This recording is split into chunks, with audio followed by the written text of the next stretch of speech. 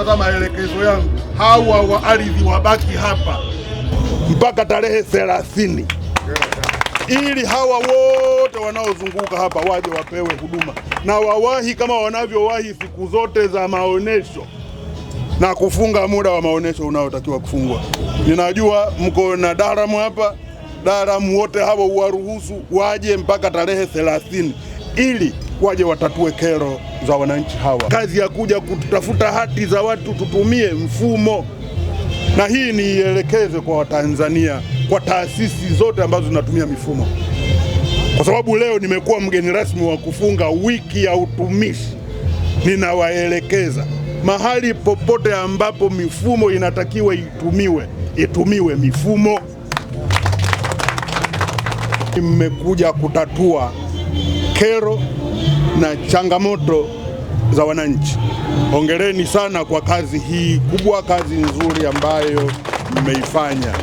Ninafahamu changamoto kubwa tulionayo Tanzania kwa sasa ni changamoto za ardhi. Kwa hiyo mnapojitokeza huku kuja kukutana na wananchi na kuwaelimisha na kusaidia kutatua changamoto walizonazo ni jambo jema kwa Watanzania, na linaleta faraja na linaleta tabasamu kwa Watanzania wote. Kwa hiyo endeleeni na clinics za namna hii mahali popote ambapo kuna tukio la kitaifa. Ni washauri kuwa na banda hili ambalo linaweza kwenda kutoa huduma hizi. Hapa tulikuwa tunatoa huduma za utoaji wa hati miliki, lakini pia tulikuwa tunasikiliza kero na malalamiko mbalimbali pamoja na kutoa ushauri wa kisheria kwa wananchi waliofika kwenye banda letu. Mpaka sasa, Mheshimiwa Waziri, wananchi ambao tumewahudumia kwenye banda letu ni wananchi 1306 ambao wamekuja kwa kupata huduma mbalimbali, na kati ya hao tumeweza kuwapatia hati wananchi 310 hati 310. Nimefurahi sana kupata hati katika siku ya leo, kwa sababu haikuanza muda mrefu, nimeanza kama majuzi na leo nimekwisha kuipata hii hati.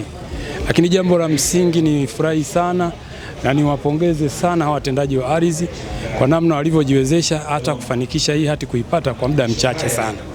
Niwaombe tu waendelee kuwa na moyo huo huo ili waweze kuwasaidia na watu wengine ambao wanakuja kwa siku zinazokuja, kwa sababu nafikiri wameongezewa muda mpaka tarehe 30. Kwa hiyo kwa wale ambao bado hawajapata, ninawashauri, ninawahimiza waje ili wapate hati zao kwa wakati. Kwa wananchi wenzangu, naweza nikawaambia kwamba wasikate tamaa juu ya swala la kupata hati.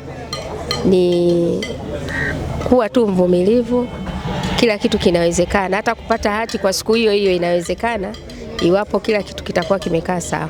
Na kitu cha muhimu kabisa ambacho nawaambia wananchi wenzangu ni kwamba kama umenunua kiwanja mahali kwa mtu, lazima uwe na ile hati ya manunuzi.